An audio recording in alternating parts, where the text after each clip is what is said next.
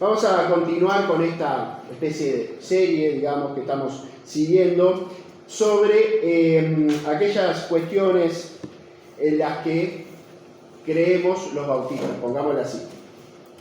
Hoy toca un tema que parece que podría dar para mucho, pero en realidad, a la luz de la Biblia, si nos ajustamos a lo que realmente dice la palabra de Dios, es un tema que debería darse rápido, pero yo voy a aprovechar para hablar de otras cosas relacionadas con el tema.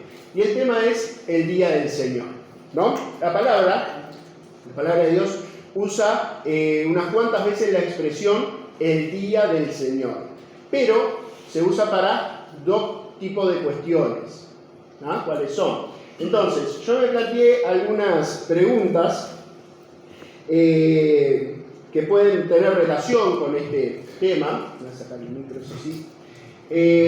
¿A qué llama la Biblia, la palabra de Dios, el Día del Señor? Esa es la primera pregunta. Ahora lo vamos a ir bien. Primero les digo las preguntas, después vamos a ir viendo una por una. 2. ¿En cuáles pasajes se hace referencia a él? Están extrañando el concurso, por eso quieren responder. 3. ¿El Día del Señor equivale al día de reposo para los hebreos? Hay gente que hace que no, otra que hace que sí. 4. ¿En qué lugar se congregaban los primeros cristianos? Porque evidentemente para hablar de la palabra de Dios tenemos que hablar de la iglesia primitiva, de los primeros cristianos. Lo que vino después es otro cantar, hasta el día de hoy que estamos nosotros acá. Pero si nos apuntamos a la palabra de Dios, tenemos que hablar de qué era el Día del Señor para los primeros cristianos. 5. ¿Solamente se congregaban en el Día del Señor los primeros cristianos? Bueno, vamos a ir bien. Yo pedí permiso por si esto se extiende para continuar el domingo que viene, pero yo claramente soy sintético, así que capaz que hoy redondeamos, pero bueno, para no ir apurados, vamos a ir bien. Quedó un poco oscura la presentación, yo después se las puedo pasar al grupo de WhatsApp, por si alguien quiere buscar los pasajes y demás, pero igual yo les voy leyendo, ¿verdad? Lo que dice ahí. Bueno, entonces la primera pregunta, ¿a qué llama la Biblia el Día del Señor? Y dijimos que a dos cuestiones distintas, planteémoslo así al principio. Primero, al primer día de la semana. Saben que en la versión Reina Valera, por lo menos que es la que usamos mayormente, pero yo la mayoría, los que acá estamos, no aparece la palabra domingo. Pero asumimos, por las referencias que hay del primer día de la semana, por ejemplo, cuando van a buscar el cuerpo del Señor, las Marías, ¿no? Para ungirlo y demás, se habla del primer día de la semana. Nosotros sabemos que Jesús resucitó en el día que nosotros llamamos domingo, digamos. La referencia al Día del Señor como el primer día de la semana, el domingo como el Día del Señor, es esta. Yo estaba en el Espíritu en el Día del Señor y oí detrás de mí una gran voz como de trompeta. Apocalipsis 1:10. ¿Quién es que dijo eso? ¿Lo escribió más bien? Juan, ¿no? El apóstol Juan, cuando escribe Apocalipsis. Y el otro tipo de referencia, digamos, la otra referencia, siguiente Pau, ahí va, gracias, se le llama en la Biblia el Día del Señor a un conjunto de acontecimientos vinculados con los últimos tiempos, ¿no? Y que no es un día de 24 horas, es un momento en el que empieza a darse el fin de estos tiempos y el comienzo de tiempos nuevos. Dice: pero el día del Señor vendrá como ladrón en la noche, en el cual los cielos pasarán con gran estruendo y los elementos ardiendo serán deshechos, y la tierra y las obras que en ella hay serán quemados. Segunda de Pedro 3:10. Y este es uno de tantos en donde se hace referencia al día del Señor como este conjunto. Bueno, ¿cuál de los dos quiere? No es tan interactivo. Vamos a hablar del primero, que es el que tiene que ver con todos estos temas que estamos viendo cada domingo. ¿En cuáles pasajes se menciona al domingo como el Día del Señor? Solamente en ese de Apocalipsis. Todas las otras referencias al Día del Señor son la otra concepción, la del Día del Señor como un evento postrero. Un versículo en la Biblia habla del domingo como el Día del Señor, y lo sacamos por inferencia, además, porque ni siquiera cuando el apóstol Juan está escribiendo eso, no dice el primer día de la semana, el Día del Señor, lo asumimos por el contexto, ¿verdad? Entonces, ¿cómo podemos hacer doctrina de un solo versículo? Porque, por ejemplo, hoy domingo, seguramente en muchas iglesias, incluida la nuestra, nos congregamos y hacemos el culto central, o los cultos centrales. Hay iglesias hermanas, incluso en Montevideo, ¿no?, que en los domingos tienen más de un culto. La iglesia a la que nosotros íbamos antes tenía un culto de mañana, uno vespertino, nocturno, y en el medio había un culto en el anexo. Nosotros y unos cuantos hermanos muchas veces íbamos a los 3 cultos el domingo, ¿sí? Pero bueno, pienso yo que en la inmensa mayoría de los lugares el culto se celebra el domingo, ¿sí? Ahora yo les pregunto, ¿qué pasa? Nunca escuché, es un caso hipotético. ¿Qué pasa si una iglesia en una ciudad, por alguna razón, la que sea, no se pueden congregar un domingo y se congregan los sábados, solamente? El culto central es el sábado. ¿Qué pasa? ¿Pasa algo? ¿Se está violando la palabra del Señor? ¿Están en pecado los hermanos? Bueno, veremos. Muy bien. La siguiente pregunta que tiene relación con esto. El domingo, para los cristianos, el día del Señor, ¿es equivalente al día de reposo para los hebreos o para los judíos, podríamos decir? Sabemos que hay otras denominaciones que también continuaron con esta tradición, llamémosle. Bueno, me están haciendo todo el spoiler, pero están respondiendo lo que yo pienso también, así que bueno, eso me deja un poco de tranquilidad, pero bueno, puede haber quien piense distinto, ¿no? Vamos a ver qué dice la palabra del Señor con respecto al día de reposo, que para nosotros el día de reposo judío equivale a qué día de la semana. Según nuestro calendario, al sábado, ¿verdad? El día de reposo. Por supuesto, en el Antiguo Testamento hay muchísimos pasajes sobre el día de reposo, ¿sí? Pero vamos a ver el que podríamos decir que es el principal, porque tiene que ver con uno de los 10 mandamientos. Acuérdate del día de reposo para santificarlo. 6 días trabajarás y harás toda tu obra. Mas el 7º día es reposo para Jehová tu Dios. No hagas en él obra alguna. Tú, ni tu hijo, ni tu hija, ni tu siervo, ni tu criada, ni tu bestia, ni tu extranjero que está dentro de tus puertas. Porque en 6 días hizo Jehová los cielos y la tierra, el mar y todas las cosas que en ellos hay. Y reposó en el 7º día, por tanto, Jehová bendijo el día de reposo y lo santificó. Claramente es parte de la ley, los judíos y los hebreos en general, y aquellos que no eran hebreos de nacimiento, eran extranjeros, pero eran prosélitos, es decir, se sumaban a la religión, tenían que respetar esto a rajatabla, como todo lo demás de la ley. ¿Sí? Pero todo esto antes de Jesús, antes de que viniera Jesús, antes de que muriera Jesús y resucitara. ¿Qué pasó con Jesús y el día de reposo? Mientras le pido a Johan, se me trae un vaso de agua. Gracias, perdona, Johan. Siguiente, Pablo, por favor. ¿Qué pasó con Jesús y el día de reposo? Ahí tenemos una imagen que delata un poco de lo que vamos a hablar. ¿Alguien se anima a buscar, por favor, Mateo 12, del 1 al 14?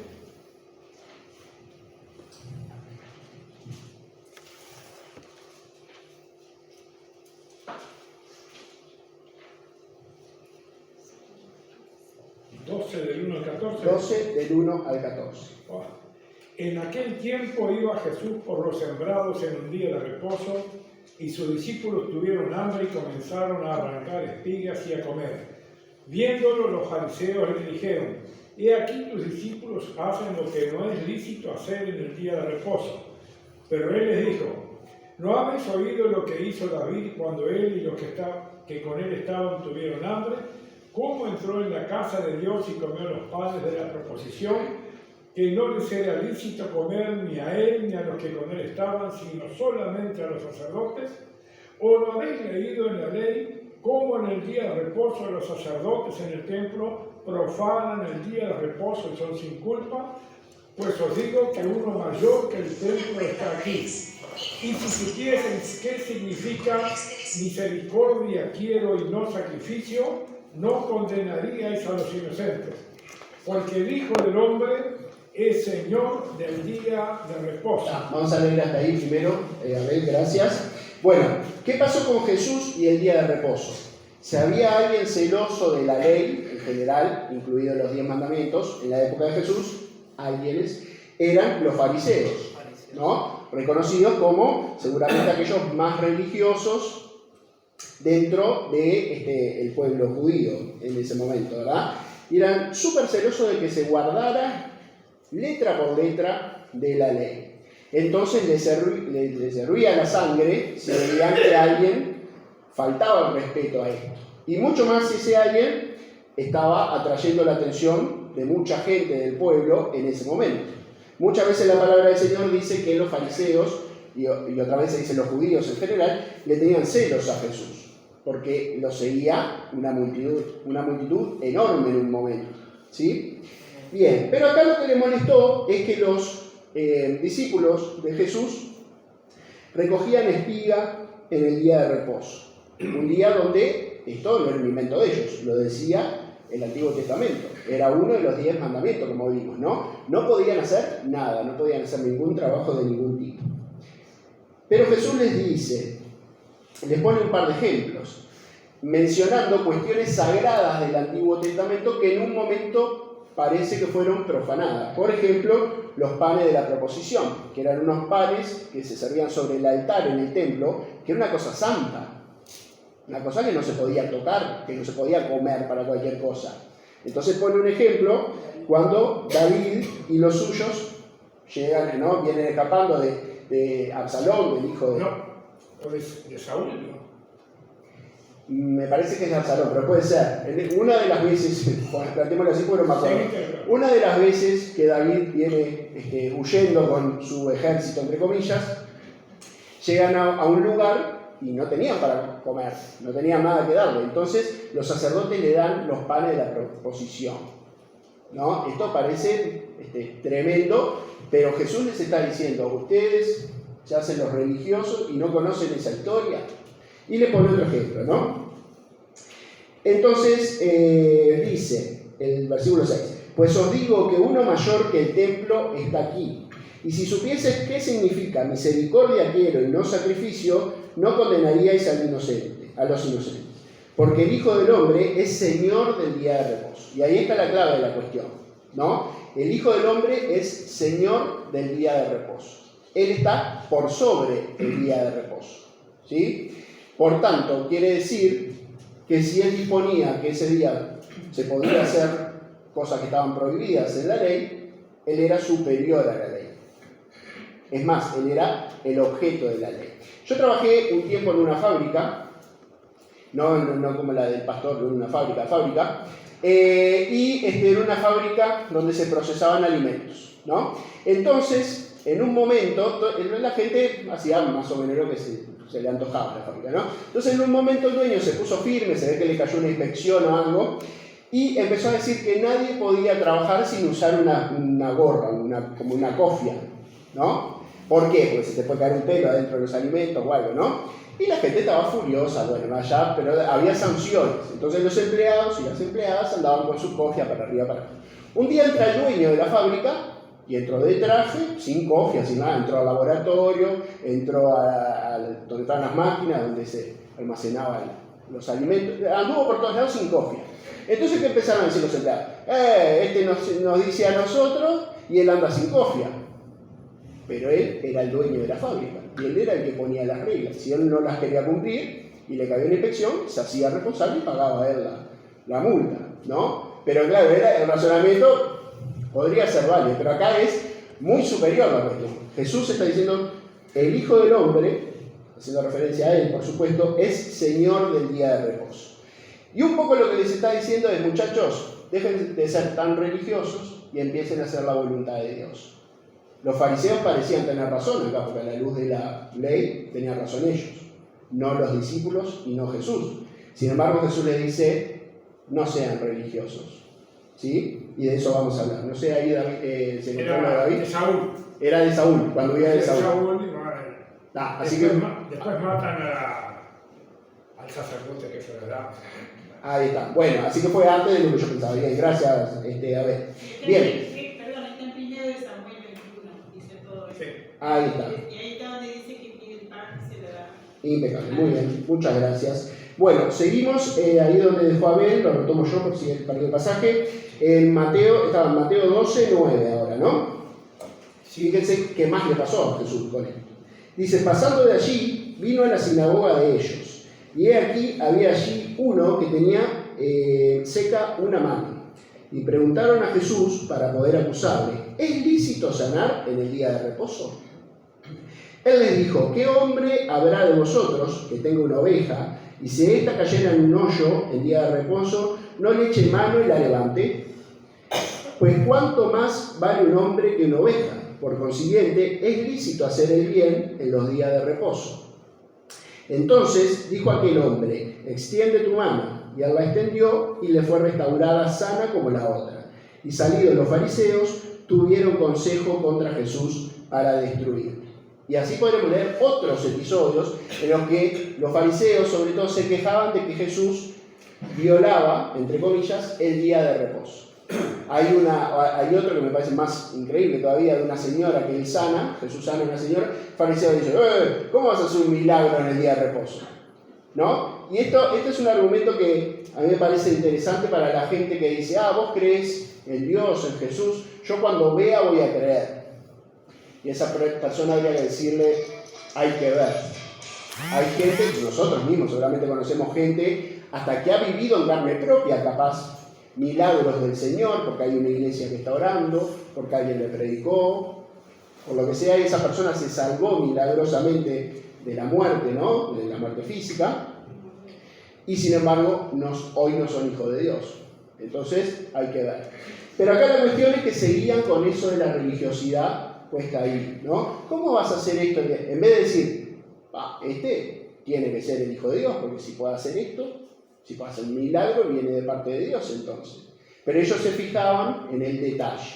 Como Jesús les dijo una vez, guías ciegos, ¿sí? Y en otra parte le dice, es en el mismo contexto, le dice, ¿cómo? Cuelan el mosquito y se tragan el camello. A mí me parece revelador eso que le dice Jesús, ¿no? Dice, ustedes se ocupan de las minucias, de las cosas pequeñas, de los detalles, y se están comiendo un problemón porque no están buscando al Señor. Y su destino no es el que ustedes piensan que va a ser. Tremendo, ¿no? Pero bueno, esto en relación con el día de reposo.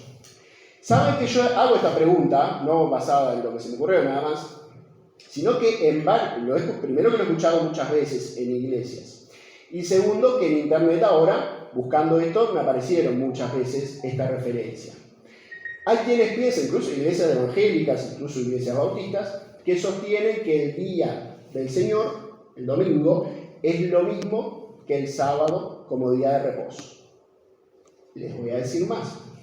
La otra vez que me tocó tocar uno de estos temas, nosotros tenemos un texto que vamos siguiendo, que no sé cuál es la fuente, me imagino que debe tener mucho tiempo, donde dice la iglesia bautista cree esto, ¿no? Entonces yo les dije, yo miré por arriba todos los temas y en principio estoy de acuerdo con todos, pero si hubiera alguno en el que no estoy de acuerdo a la luz de la Biblia, lo voy a decir. Y el Señor me puso en este aprieto porque encontré que en este tema lo que decía para mí no está para nada bien. Ese texto dice que los bautistas creemos que el día del Señor es equivalente al día de reposo y que por tanto los cristianos deben abstenerse de trabajar en un trabajo secular. Si esto fuera un consejo, yo lo puedo tomar como válido. Pero si esto es una regla, no puede ser válido nunca, porque estaríamos como otras denominaciones que hoy toman el sábado como día de reposo y prohíben a la gente que se congrega en sus iglesias, por ejemplo, trabajar, hacer cosas. Sábado más complicado todavía, porque hay gente que le toca trabajar los sábados, ¿no? Es más frecuente. Pero nosotros en nuestra iglesia tenemos y hemos tenido, y seguramente antes que nosotros viniéramos habría otros casos, por ejemplo, nuestras hermanas enfermeras. Indudablemente la mayor parte de los casos tienen que trabajar los domingos. Y entonces, ¿qué le decimos a esas hermanas? ¿Que están en pecado porque no respetan el día de reposo nuevo, que es el domingo? No. Y no puede ser nunca. Sí, Adriana. Además, hay que poner un poco también cuál es el espíritu de lo que se quiere decir. Exacto. Me parece que, por ejemplo, yo vengo a la iglesia, tomo 2 ómnibus. Entonces, si los choferes no deberían trabajar, yo no podría venir. Claro, exactamente. Bueno, muy interesante lo que aporta Adriana, ¿no? Pasa que algunos argumentos, fíjense que hasta en el mundo el día de mayor descanso es el domingo, dice, pero claro, esto viene de la Edad Media, donde el catolicismo era lo que primaba totalmente en todos lados, hasta que se inventaron, ¿no? Estoy para la fábrica. Cuando empezaron a ver las primeras fábricas un poco más grandes y tenían su propio timbre o su propia campana, todo en la ciudad funcionaba en función de las campanas de la iglesia, ¿no? Entonces se decía, está sonando la campana, está llamando a misa, es la hora de hacer tal cosa. Entonces todo funcionaba en relación con la misa, que era el domingo, y a esto quería llegar también. Muchas de las tradiciones que tenemos como cristianos son una continuación del catolicismo, no de lo que dice la palabra del Señor. Algunas cosas no son ni buenas ni malas, pero ojo con convertirlas en reglas. Por ejemplo, que nos congreguemos los domingos, para mí es saludable, razonable, deseable, es el día que mayormente tenemos libre. También, ¿por qué se le llama el Día del Señor al domingo? Porque es el día que resucitó el Señor. Entonces es bueno, hasta simbólicamente me parece bueno que nos congreguemos el domingo. El problema es cuando nos pasamos de esa línea y nos ponemos religiosos de más, nos ponemos fariseos y decimos, no, este día hay que respetarlo totalmente. Y no estoy pensando en el aire, estoy pensando en casos concretos. Yo conozco una iglesia, que por supuesto no voy a nombrar, en la que hace, no sé cómo estará ahora, espero que haya cambiado, pero hace unos años no se podía hacer ninguna otra cosa el domingo que no fuera ir a la iglesia. Y era prácticamente una prohibición. Y usted me dirá, tal, se enojaban si uno faltaba por ir a un cumpleaños, por ejemplo, familiar. Bueno, sí, se enojaban. Pero no solo eso, no se podía ir a otra iglesia el domingo. Había un lío bárbaro porque, por ejemplo, un grupo quería ir a predicar o los invitaron a una iglesia, entonces se acercan a la comisión correspondiente, al pastor, y dicen, mira hermano, tenemos esta invitación. No, el domingo tiene que venir acá, porque es el día del Señor acá. Y había que ir de mañana, de tarde, de noche, a todas las horas, ahí. No se podía ir a otro lugar. Hermanos, hay que tener cuidado porque eso se va convirtiendo en una secta, ¿no? El Señor nos llamó a libertad. Nosotros somos ahora juzgados bajo la ley de la libertad, no bajo la ley de Moisés, sino bajo una nueva ley que es la ley de Cristo, que no marca que podemos hacer cualquier cosa, sino que decidimos hacer voluntariamente lo que es mejor para nosotros porque el Señor así lo marca. Pero si nosotros prohibimos cosas en las iglesias, se va convirtiendo en algo peligroso, ¿sí? Le voy a poner otro ejemplo. Cuando yo me bauticé, a mí me bautizaron de niño en la iglesia católica, pero cuando me bauticé, después que me convertí, yo tenía 14 años.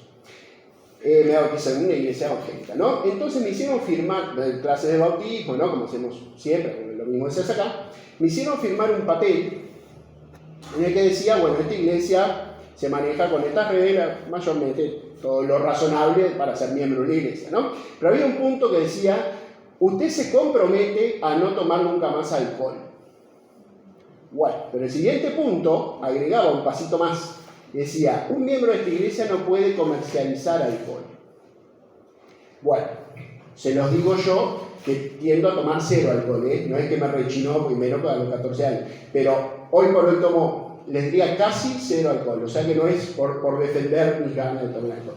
Lo que sí pienso es que nunca puede ser una prohibición que te hagan firmar. Es decir, si un hermano dice, no, pero yo a fin de año quiero poder brindar con mi familia, entonces ¿qué hace? ¿No puede ser miembro de la iglesia? Porque si no firma ahí, no se puede bautizar esa persona. Pero es más, en esa iglesia había gente que tenía bares. Entonces se toparon con eso y dice, pero en el bar no puedo vender más alcohol.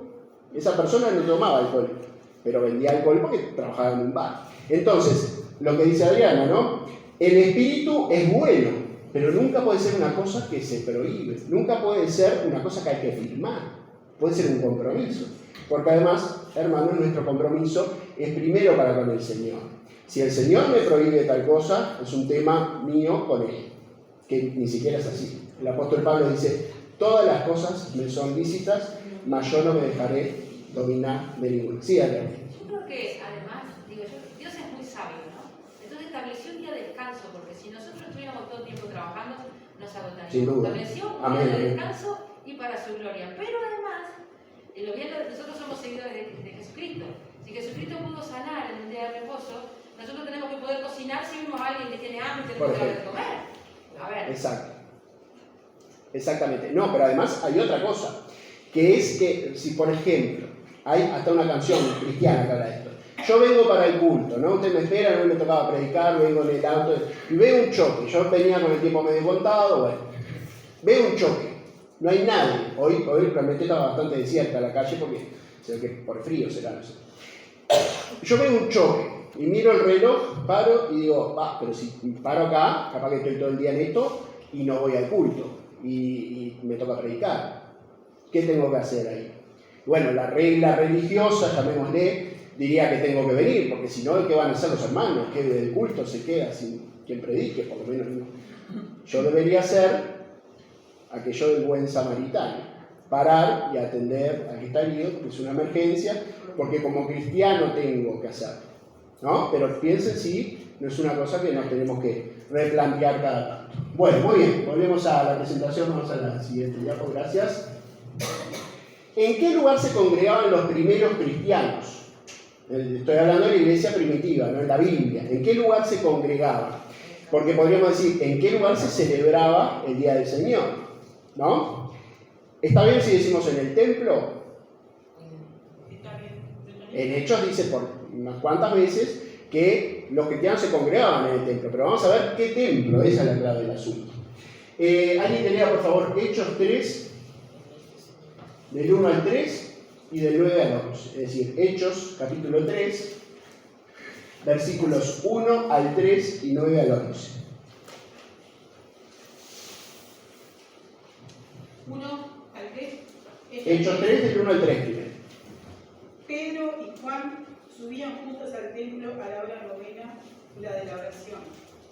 Y era traído un hombre cojo de nacimiento, a quien ponían cada día a la puerta del templo, que se llama La Hermosa, para que pidiese limosna de los que entraban en el templo. Cuando vio a Pedro y a Juan que iba a entrar en el templo, les rogaba que le diesen limosna.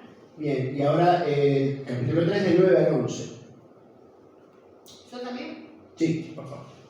Y todo el pueblo le vio andar y alabar a Dios, y le reconocían que era el que se sentaba a pedir limosna a la puerta del templo, La Hermosa, y se llenaron de asombro y espanto por lo que le había sucedido. Bien, gracias. Voy a saltear este otro pasaje, después ustedes van a tener la presentación, pero pasamos a la siguiente Esto diapositiva. era a las 15 horas. Ahí está, ahí va, exactamente. Bien, gracias. Hay gente que dice, acá iban, los apóstoles iban a la reunión de oración, ¿no? Como si fuera nuestra reunión de oración. Algunos en broma le dicen, sería un miércoles, que generalmente la reunión de oración en las iglesias, por lo menos las que yo he conocido, son los miércoles, ¿no? Pero ellos iban a una reunión que no era una reunión en un templo evangélico, por supuesto que no, pero en un templo cristiano. Ellos iban al templo de Jerusalén, con todos los otros judíos. Como sabemos por la referencia de los lugares que nombran, el pórtico de Salomón y la puerta la Hermosa. Me gustó para aprovechar y ver, porque yo no lo tenía muy claro, entonces lo busqué, para ver estas maquetas que se explica muy sencillo. En este paso sería el pórtico de Salomón, que ahora vamos a ver qué es. Yo me imaginaba el pórtico como una puerta enorme, pero es otra cosa el pórtico. ¿Sí? Entonces el templo tenía toda una parte amurallada y el santuario, el templo propiamente dicho, está dentro de ese espacio. ¿Sí? Dentro de ese lugar había patios. Estaba el patio de las mujeres, estaba el patio de los gentiles, ¿no? Estaban como divididos según el género y según otras cuestiones relacionadas con, por ejemplo, si uno era judío o era extranjero y demás. ¿Sí? Bien. Entonces, el pórtico de Salomón estaría acá. Y la puerta la Hermosa, la señalo, sería acá. ¿Sí? Siguiente, por favor, vamos. Esta sería la puerta la Hermosa, ya en la parte del santuario propiamente dicho. Habíamos distintas puertas. ¿Sí? Bien. Y el pórtico de Salomón, esta es una reconstrucción, por supuesto, hecha por computadora, es eso, es un espacio con columnas, techado, que es dentro de las murallas, pero no dentro del templo propiamente dicho. Bueno, ahí es donde iban los apóstoles a orar, pero sobre todo iban a hacer ¿qué? A predicarle a los judíos. Cuando ellos se congregaban en el templo, estamos hablando siempre del templo de Jerusalén, ¿verdad? Se congregaban con los otros judíos. No hicieron un edificio cristiano. Ahora les cuento cuando llegó eso. Y la puerta de la hermosa era esa puerta. Siguiente pago, ahí está. Entonces, ¿qué pasaba? Como usted me dirá, bueno, pero en Jerusalén estaba ese templo, pero no construyeron templos cristianos. En este tiempo seguro que no. ¿Qué pasaba en otras ciudades? De Grecia, de otros lugares. Cuando vemos al apóstol Pablo llegando a esos lugares, ¿a dónde iba primero? A las sinagogas. Él iba a predicarle a los judíos acerca de Jesús. ¿Saben que a veces decimos, bueno, el apóstol Pedro se dedicó a predicarle más a los judíos y el apóstol Pablo a los que no eran judíos, a los gentiles? Y por supuesto que tenemos razón porque es lo que dice la palabra. Pero siempre que Pablo llegaba a una ciudad nueva, al primer lugar al que iba era la sinagoga. Incluso no es que iba un sábado, un día de reposo, iba un mes de repente y estaba siempre predicándoles allí. ¿En dónde más se congregaban? Creo que esto más o menos los que tenemos algunos años leyendo lo sabemos. Se congregaban en las casas de los cristianos, en las casas de los hermanos y de las hermanas. ¿Sí? Vamos a leer algunos de estos pasajes. Nos va a dar bien, así que el domingo que viene escucharán el pastor. Bien, Hechos 2, 44-47, ¿quién lo puede buscar? Vamos a elegir algunos de estos, porque más o menos vienen todos en el mismo tono.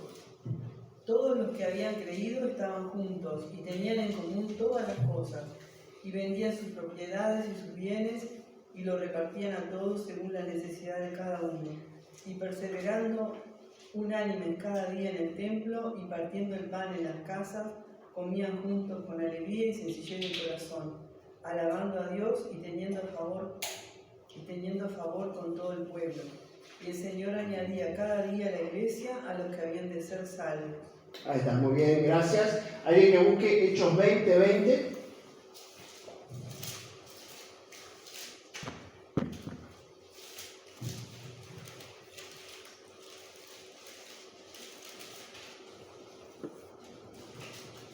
Quien lo tenga se lo puede leer, bueno, gracias.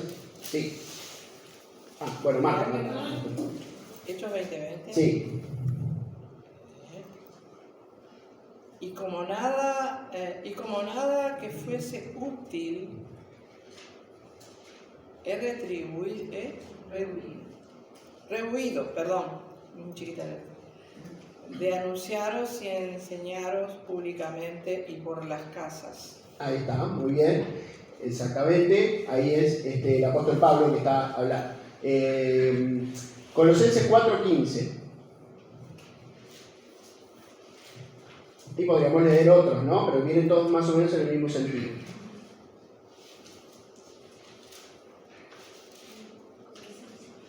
Saludar a los hermanos que están en la Odisea, ¿es eso? Sí. Y a Ninfas y a la iglesia que está en su casa. Bien, gracias. Los hermanos en esta época se congregaban en las casas mayormente, porque no construyeron, no podían hacerlo. Aunque tuvieran las ganas, el dinero, llamémoslo así, los recursos para hacerlo, estaban bajo el Imperio Romano. Era imposible que hicieran un templo a Dios, a Jesús, o como quieran decirlo.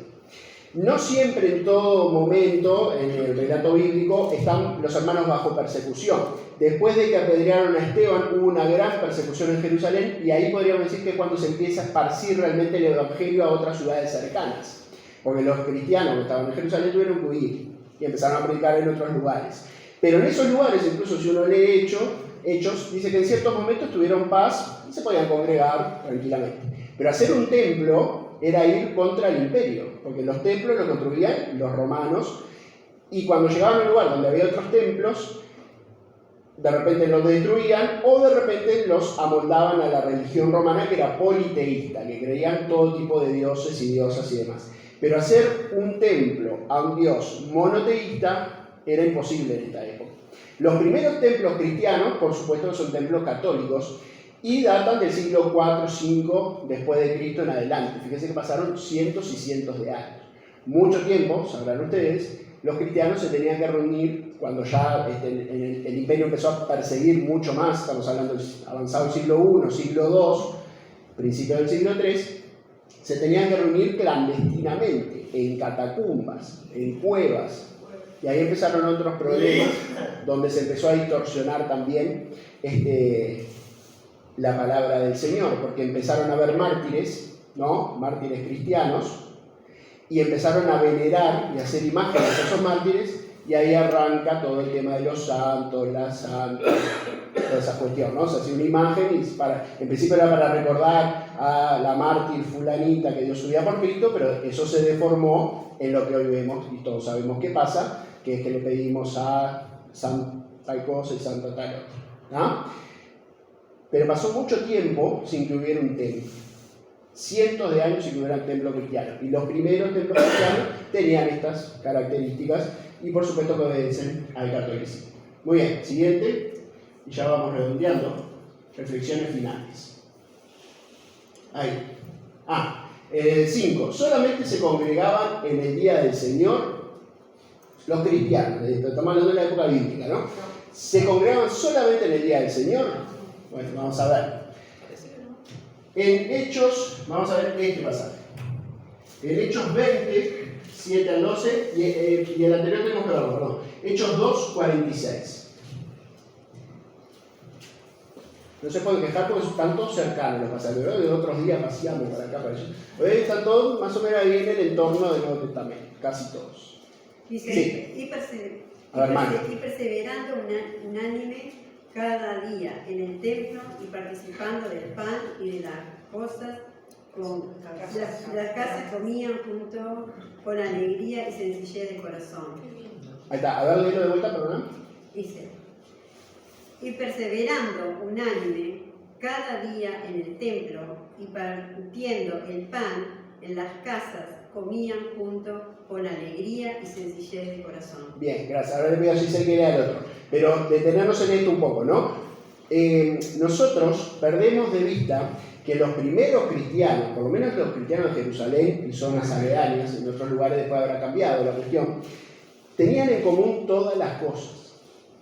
Y cuando dice todas las cosas se refiere no solo a lo espiritual, sino a lo material. Todas las posesiones que tenían las vendían, ¿no? Y tenían como un fondo común. Entonces dice que a nadie le faltaba nada. En ese momento se habrán convertido muchos pobres, pero seguramente también se habían convertido algunos ricos. Y sin embargo, todos tenían en común todas las cosas. Y perdemos de vista que esos hermanos vivían juntos todo el tiempo.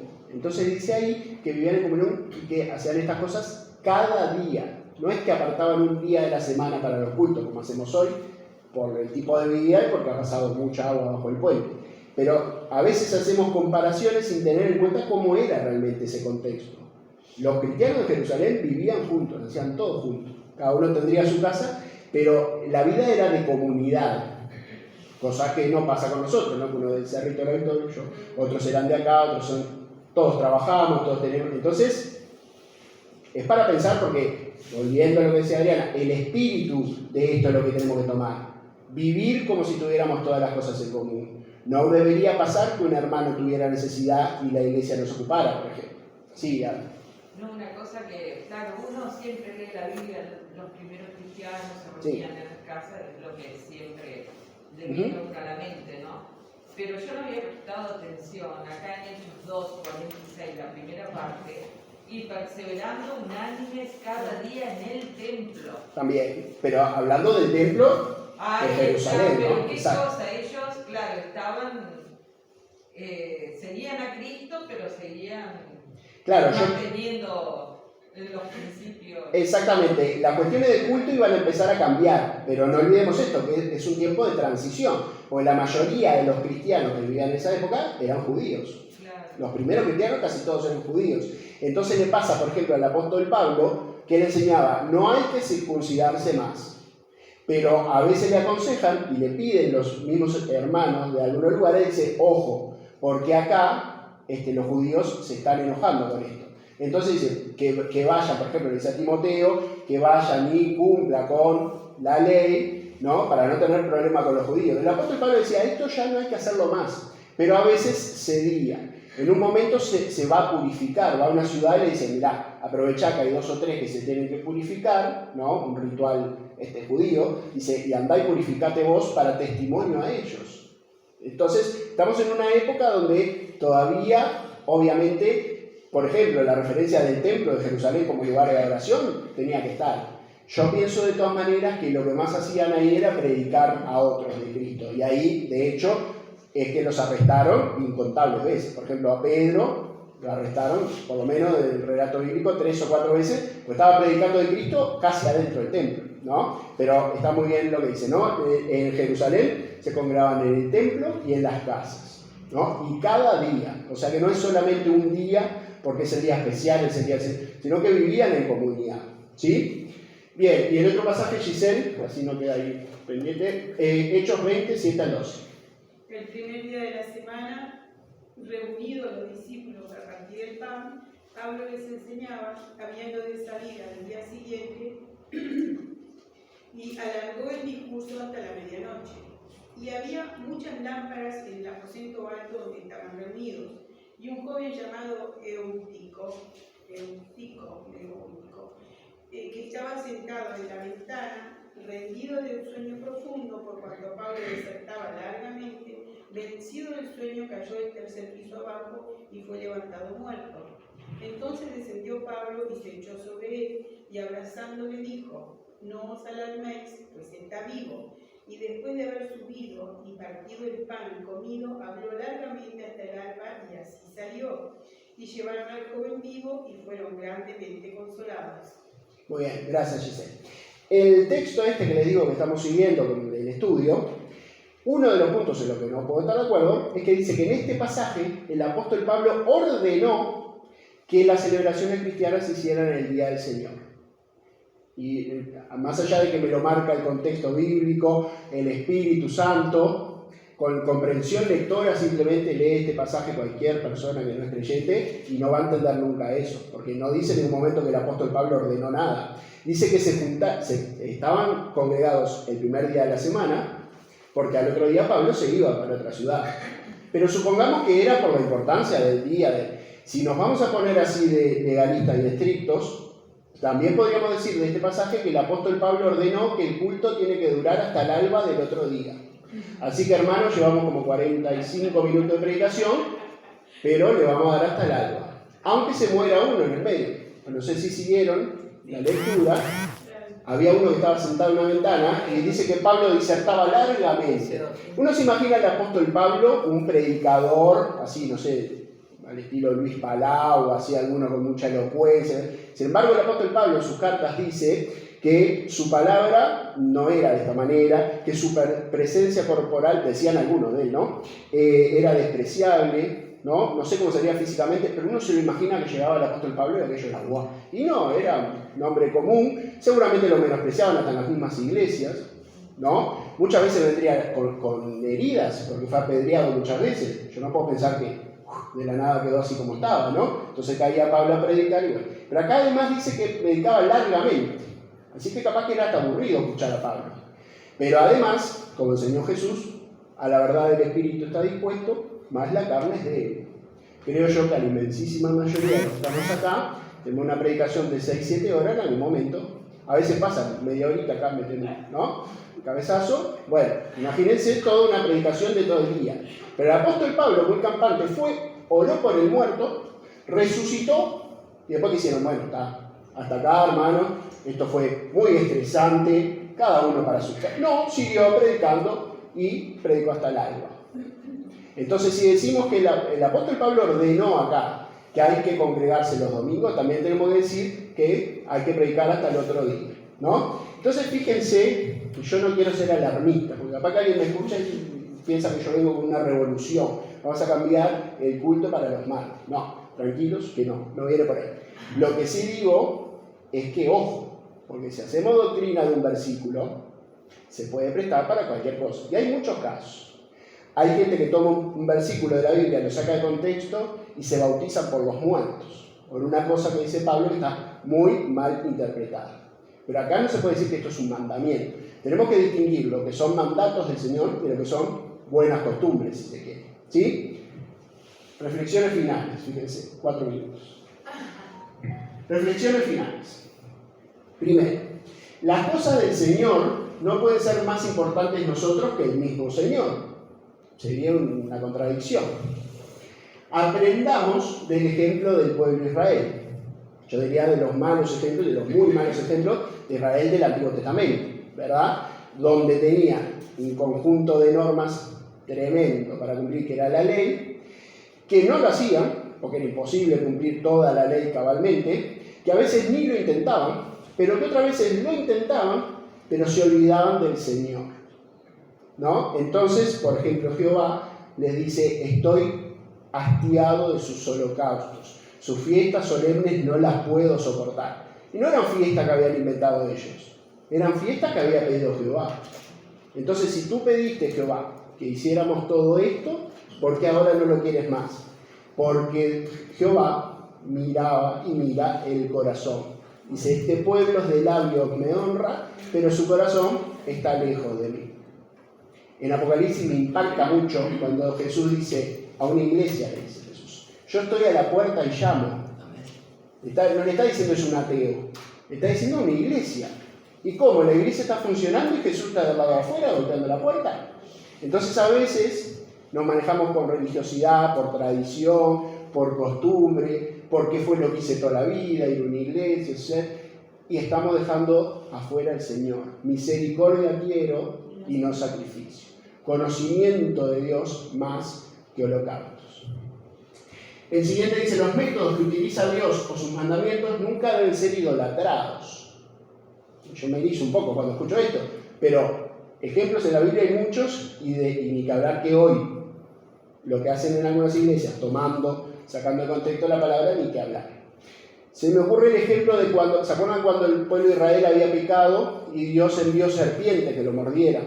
Bueno, Moisés pide a Jehová que eso se revierta, no ahora. Bueno, y Jehová le dice: bueno, hace una serpiente de bronce, ponela en un asta, en un mástil, ¿tá? Y a todo el que lo pica una serpiente, si mira esa, se salva.